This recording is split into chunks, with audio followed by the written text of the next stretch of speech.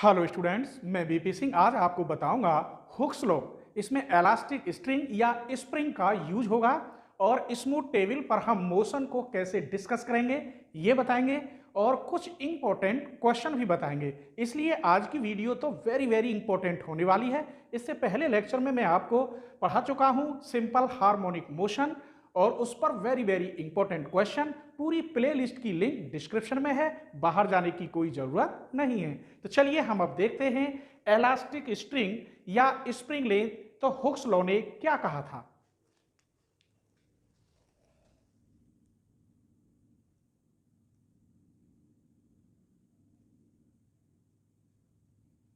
Elastic string या spring, तो Hooke's कह रहे थे कि stress is proportional strain, that is stress equal to lambda strain. यहां स्ट्रेस क्या है? स्ट्रेस मीन्स एक टेंशन है और स्ट्रेस मीन्स जैसे ही हम टेंशन डालेंगे तो जो इलास्टिक स्ट्रिंग है वो खिंच जाएगी। तो ये इसमें एक रिलेशन बताया था। तो पहले मैं बता रहा हूं कि स्ट्रेस क्या है और स्ट्रेन क्या है। तो मैं इसे अब तुम्हें डायग्राम से बताऊंगा। देखिए कैसे। मान लीजिए ये ए और बी कोई स्ट्रिंग है, इलास्टिक स्ट्रिंग, जिसकी नेचुरल लेंथ ए है। अब इस पर आप इसे स्ट्रेस करोगे, तब स्ट्रेस करने के बाद इसकी लेंथ यहां से आगे बढ़ जाएगी। मान लीजिए ये बी डैश पर पहुंच गई। अब तक तो लेंथ ए थी और अब मैंने ये लेंथ मान ली एल। तो ये लेंथ कितनी होगी? ये लेंथ इस पूरी में से इसको माइनस कर दो तो ये हो जाएगी एल माइनस ए। तो हुक्स साहब ने क्या कहा था कि जो हमने स्ट्रेस डाला है tension T equal to lambda extension length या इंक्रीज लेंथ, ठीक, एल माइनस ए upon natural length. Natural length कितनी है? ए। ये उन्होंने कहा था। ये क्लियर, इसकी एक डेफिनेशन बन गई। अब मैं आपको यहां वेयर करके एक एक पॉइंट समझाऊंगा कि स्ट्रेस क्या होता है, स्ट्रेन क्या होता है, एक्सटेंडेड लेंथ क्या होती है। तो एक एक लाइन छोटी छोटी सी मैं लिख देता हूं, आप लिख लीजिए। तो सबसे पहले हम बता रहे हैं कि स्ट्रेस क्या होता है।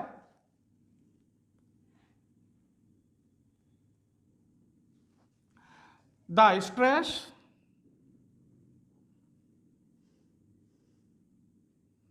is the tension. क्लियर, समझ गए? स्ट्रेस क्या है? ये टेंशन है। स्ट्रेन, तो strain is the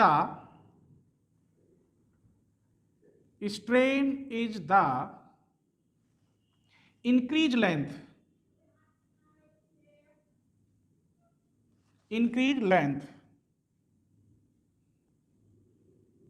per unit length.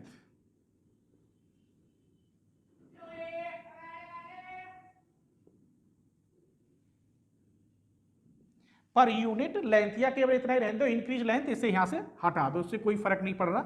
जो इंक्रीज लेंथ है वो क्या है? स्ट्रेन है। और ये लैम्डा क्या है? Lambda is the elastic constant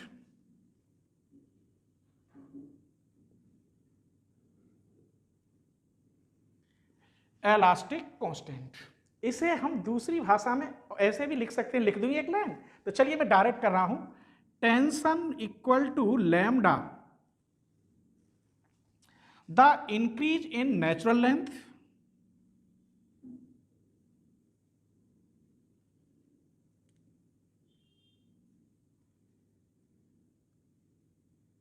upon natural length, that is, वही बात लौट के आ जाएगी,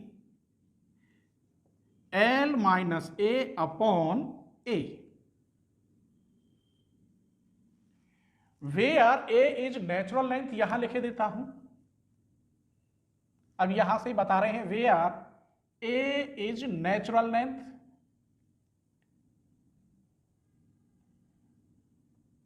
of string,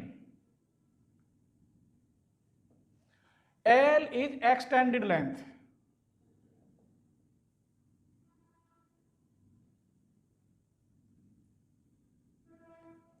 of string,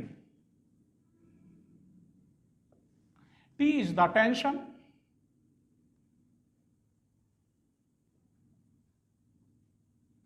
in string, और lambda is constant by Hooke's law, T equal to lambda L minus A upon A। तो ये मैंने 2-3 बार लिख दिया, बार बार आपकी क्लियर समझ में आ गया होगा कि हुक्स लॉ में क्या कहा था कि जो एक्सटेंडेड लेंथ है उसमें नेचुरल लेंथ की डिवाइड कर दें तो वो टेंशन के प्रोपोर्शनल के बराबर होता है। ठीक है, तो चलिए अब इस पर एक वेरी वेरी इंपॉर्टेंट आर्टिकल है। उस मोशन को हम कोई पर्टिकुलर पॉइंट मानेंगे P, उस P पॉइंट पर उस मोशन को डिस्कस करेंगे किसी स्मूथ टेबल पर एक इलास्टिक स्ट्रिंग लेकर। ठीक है, चलिए तो अब इस आर्टिकल को पढ़ते हैं, समझते हैं और फिर मोशन को डिस्कस करते हैं। क्या क्या पूछ रहा है वो हम सब निकालेंगे। ठीक है, तो ये क्या कह रहा है, one end of N elastic string.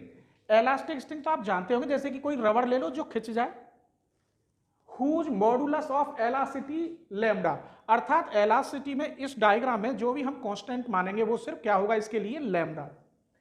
And natural length ए, और इसकी जो नेचुरल लेंथ होगी वो ए होगी। मैं यहां बनाए देता हूं छोटा सा डायग्राम। ये है ओ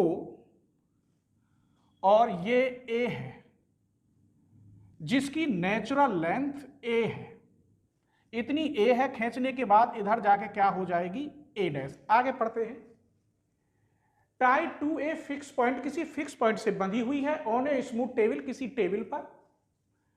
and the after other end, दूसरा जो एंड है, इज द टाइड बंधा हुआ है of a particle of a mass m, of a particle होगा यह, मैंने ध्यान नहीं रहा। तो जो पार्टिकल है जिसका मास एम है उससे दूसरा एंड इसका ये बंधा हुआ है यहां पर, इस पॉइंट पर। Line on the table, the particle is pulled to the distance whose extended of the string becomes b. जब इस पार्टिकल को मैं थोड़ा सा खींचता हूं, खींचने के बाद सपोज करिए ये आगे और खींच दिया और ये मैंने पहुंचा दिया बी पॉइंट पर।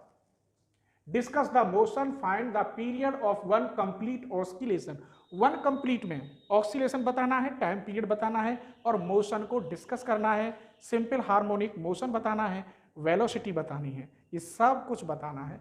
तो मैं यहां कोई एक पॉइंट लेता हूं P, और ये है P is the position point. इस पॉइंट पर मोशन हम डिस्कस करेंगे जिसका मास m होगा। जब तुमने ये पार्टिकल इधर को खींचा है, इसका मतलब इस पर हम टेंशन लगा रहे हैं। आप टेंशन इधर लगा रहे हैं तो रबड़ भी टेंशन लगाएगी इधर T, और ये जब खींचोगे तो ऐसे ही ये टेंशन लगाएगा इधर। ठीक है, तो ये जब दोनों टेंशन लगाएंगे तो नेचुरल लेंथ तो ये है, और जब लगाएंगे तो मैंने सपोज कर लिया कोई छोटा सा स्मॉल डिस्प्लेसमेंट होगा खींचने के बाद, तो वो डिस्प्लेसमेंट मैंने यहां x कह दिया। यहां से लेकर यहां तक P तक, इन दोनों के बीच में जो डिस्टेंस है वो मैंने कह दिया डिस्प्लेसमेंट x हुआ। फिर उसको रिलीज छोड़ दिया तो अपनी पुरानी स्थिति में आ जाएगा। छोड़ने के बाद जैसे जाएगा तो कुछ तो टाइम लगेगा लौटने में, टाइम तो लगा लेकिन डिस्टेंस खत्म हो गई। ये जो x है ये सिकुड़ जाएगी स्प्रिंग, तो ये डिस्टेंस इसकी डिक्रीजिंग हो जाएगी, टाइम इंक्रीजिंग हो जाएगा। इसलिए यहां वेलोसिटी और एक्सीलरेशन दोनों नेगेटिव होंगे, ये ध्यान रखोगे। तो जैसे इधर b है तो इधर मैंने यहां मान लिया b डैश। तो इस पॉइंट पर मैं अब मोशन डिस्कस कर रहा हूं, तो इसके लिए 2-3 लाइन लिख रहा हूं। जैसे O यहां क्या है, एक फिक्स पॉइंट है। Let O be the fixed point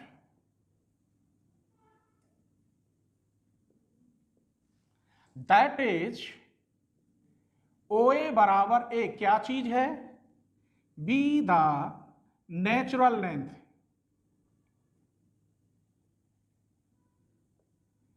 of string. ये नेचुरल लेंथ OA कितनी है? A है, और एक्सटेंशन लेंथ यहां B मान लेंगे एम्पलीट्यूड के लिए। द पार्टिकल, नाउ अब हम पार्टिकल पे पहुंच रहे हैं। इस बार द पार्टिकल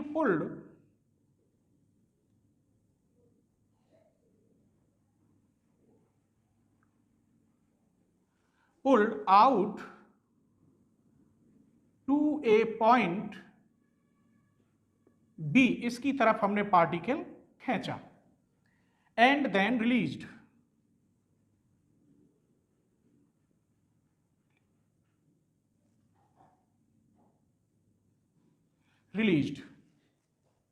छोड़ दिया। आफ्टर टाइम T, मान लो कुछ समय बाद, after time T, let P be the position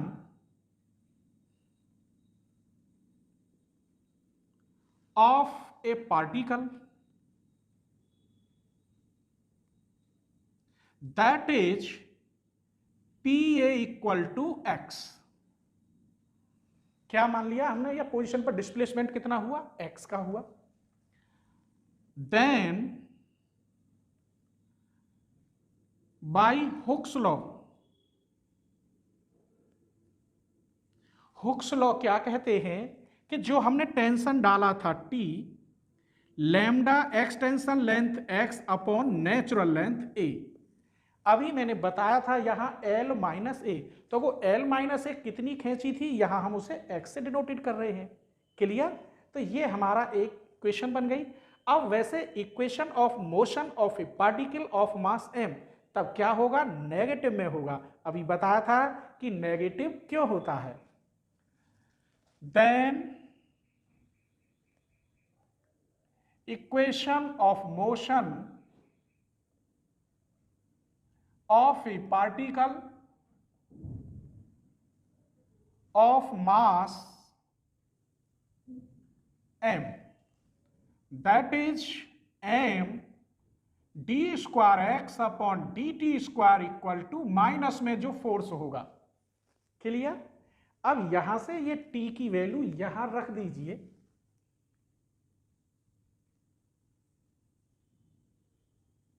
minus K lambda X upon A, D square X upon D T square minus K lambda upon A M into x.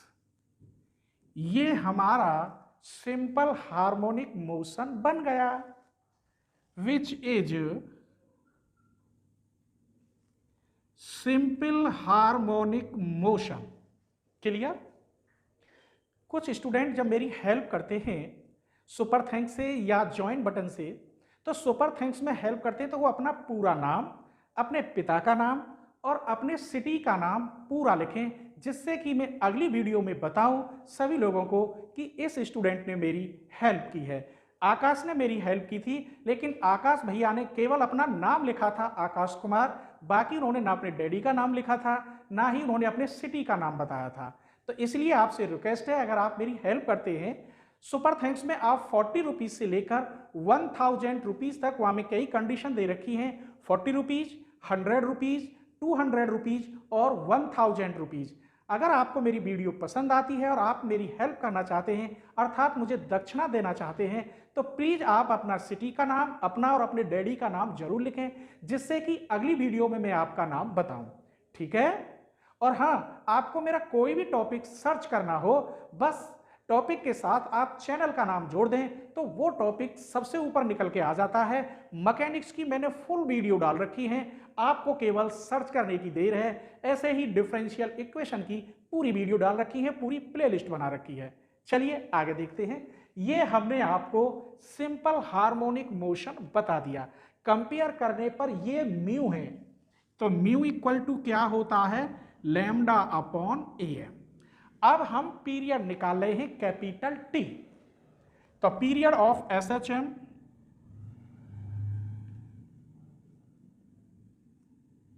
तो t equal to मेरे बच्चों होता है 2 pi upon under root mu.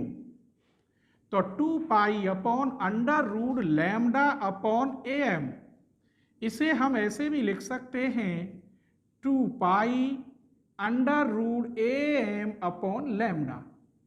तो यहां हमने आपको अभी तक दो बातें बताई कि सिंपल हार्मोनिक मोशन और पीरियड। अब हम आपको वेलोसिटी बताने जा रहे हैं, ठीक है। तो अभी तक हम इस आर्टिकल में दो चीज डिस्कस कर चुके हैं, सिंपल हार्मोनिक मोशन और टाइम पीरियड अर्थात पीरियड ऑफ SHM। अब हम वेलोसिटी बता रहे हैं, तो चलिए देखते हैं। ये जो लिख रहा है D square X upon D T square को हम ये भी लिख सकते हैं D square X upon D T square को V D V upon D X, दोनों एक्सीलरेशन होते हैं। तब V D V upon D X equal हुआ माइनस लैम्डा अपॉन ए M into X. D X को इधर ले जाइए तो V D V equal minus lambda upon A M X D X, दोनों ओर का इंटीग्रल कर दीजिए तो v square upon 2 equal to minus lambda upon A M x square upon 2 plus C1। अभी मैंने आपको वहां लाइन खींच के बताई थी, तो C1 हम निकालेंगे कांस्टेंट की वैल्यू। तो एट बी पर जो एम्पलीट्यूड होगा वो B मानेंगे, क्योंकि A ऑलरेडी नेचुरल लेंथ में आ गई है। तब वेलोसिटी वहां 0 होगी और x बराबर B हो जाएगा। आई समझ में? नेचुरल लेंथ पर यहां देख लीजिए दोबारा, ये O है, ये A है, ये P है और ये B पॉइंट, यहां x था। अब मैं इस पॉइंट पर पूछूं तो यहां क्या होगा? इस समय जब मैंने पार्टिकल खींच के पकड़ रखा है तो उसमें वेलोसिटी है ही नहीं, तो वेलोसिटी क्या है? 0। तो पार्टिकल जब सो रहा है तो उस समय एम्पलीट्यूड क्या होगा? इनिशियली पोजीशन पर, तो मैंने यहां कह दिया B, क्योंकि A तो मैंने ये मान लिया है, तो वही लिखा है। तो रखिए इसमें ये 0 माइनस लैम्डा अपॉन ए एम, इसकी जगह पर आप B square upon 2 plus C1। This implies C1 equal lambda B square upon 2am, यहां रख दीजिए। तब V square upon 2 minus lambda upon am x square upon 2 plus lambda B square upon 2am। अब 2 common लेके काट दिया और क्या बचेगा इसमें? यहां V square equal to lambda upon am और ब्रैकेट में बचेगा B square minus x square. तो वेलोसिटी हुई lambda upon am under root के अंदर B square minus x square. अब ये जो वेलोसिटी है ये नेगेटिव में होगी। किस में होगी? नेगेटिव में। क्यों? When the particle reach point A, particle यहां से A की तरफ आ रहा है तो स्वाभाविक है डिस्टेंस कम हो रही है और आने में टाइम लग रहा है, तो x तो खत्म ही हो जाएगा, 0 हो जाएगा और टाइम लगेगा t। कहने का मतलब यह है कि x इज डिक्रीज और t क्या है? इंक्रीज। तब यहां वेलोसिटी होगी minus lambda upon am under root के अंदर B स्क्वायर माइनस 0, तो ये माइनस के B लैम्डा अपॉन am। तो ये मैंने आपकी वेलोसिटी भी डिस्कस कर दी। अब हम तीन चीज निकाल चुके हैं, वेलोसिटी और पीरियड और सिंपल हार्मोनिक मोशन, ठीक है। तो चलिए हमने ये तीन चीज प्रूफ कर ली थी। अब हमें टोटल वेलोसिटी और टोटल टाइम सेट करना है। ये 2-3 लाइन मैंने लिख दी हैं, डायरेक्ट ही आप समझ लेते हैं। हेंस द कांस्टेंट वेलोसिटी ये मैंने निकाल दी, reaches the point A dash on the other side of O. हमने ये जो वेलोसिटी निकाली है ये बी से ओ तक निकाली थी एक साइड की। अब हमें यहां देखिए ये O है फिक्स पॉइंट, यहां A, ये P पोजीशन और ये B, यहां A डैश और यहां B डैश। तो अब तक जो मैंने मोशन डिस्कस किया था ये, लेकिन जो पीरियड मोशन है ये पूरा है, क्योंकि मैंने सिंपल हार्मोनिक मोशन में ऑलरेडी बताया था 4 की मल्टीप्लाई करके, तो मैंने यहां 4 की डिवाइड नहीं की है, ज्यों की त्यों रखा है। तो ये जो टाइम पीरियड निकलता है ये यहां से पार्टिकल यहां गया, यहां से यहां, फिर लौटा, फिर ये आया, तो इतने में इसकी क्या की मल्टीप्लाई होती 4 की, तो वो 4 की ऑलरेडी मल्टीप्लाई वाला ही फॉर्मूला है T equal to 2 pi upon under root mu. तो तुम इससे पहला लेक्चर जरूर देखना।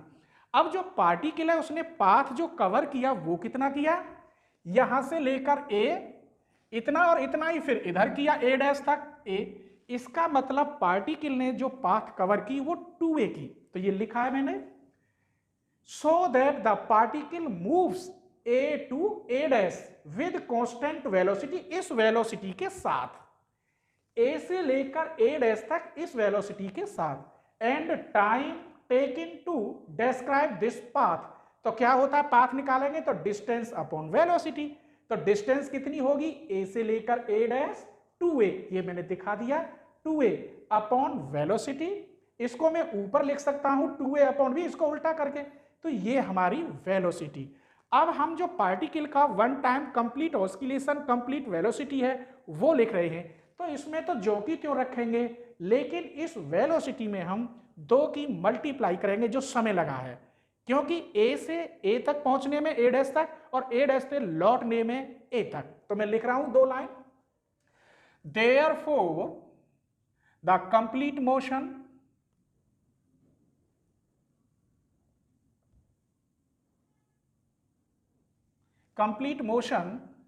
the oscillating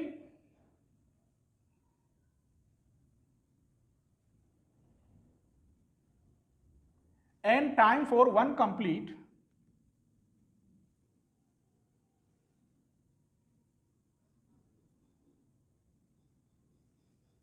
oscillation,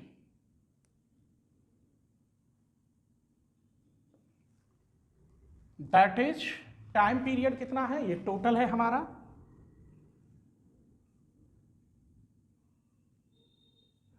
और ये कितना है, इसमें 2 की मल्टीप्लाई होगी, तो यहां 2 की मल्टीप्लाई करेंगे तो 4A upon B AM upon lambda, क्या कॉमन है इसमें से 2 common, AM upon lambda common, यहां पाई बचेगा, यहां 2A अपॉन B। अब आपका ये आर्टिकल कंप्लीट हुआ है, तो वीडियो फिर ज़्यादा बड़ी हो जाएगी अगर मैं इसमें क्वेश्चन लेता हूं, तो प्लीज़ आप इस आर्टिकल को 2-3 बार देखें और पसंद आए तो अपने फ्रेंडों को जरूर शेयर करें, और हाँ, अगर सुपर थैंक्स से मेरी हेल्प करते तो अपना नाम, अपने डैडी का नाम और सिटी का नाम जो मैं अगली वीडियो में बताऊं कि आपने मुझे दक्षिणा दी है, ठीक है।